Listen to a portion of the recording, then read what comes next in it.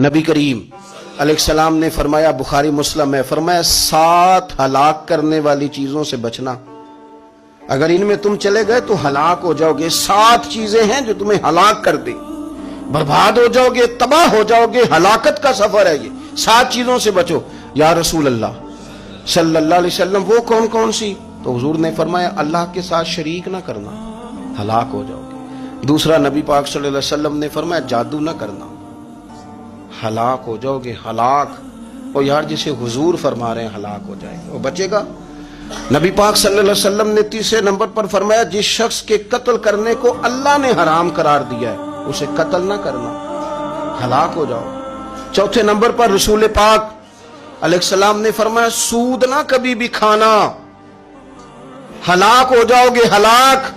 اور میرے نبی پاک صلی اللہ علیہ وسلم نے 5ویں نمبر پہ فرمایا یتیم کا مال نہ کھانا، ہلاک ہو جاؤ گے، نہ کھانا ان کا مال، یہ کروڑوں ہو، اربوں ہو یا 10 روپے ہو، یتیم کا پیسہ نہ کھا جانا، ہلاک ہو جاؤ گے، ہلاکت تمہیں آ لے گی۔ اور پھر 6 نمبر پر نبی پاک علیہ السلام نے فرمایا کفر سے جہاد ہو رہا ہو تو کبھی پیٹ پھیر کے بھاگنا نہ، ہلاک ہو جاؤ گے۔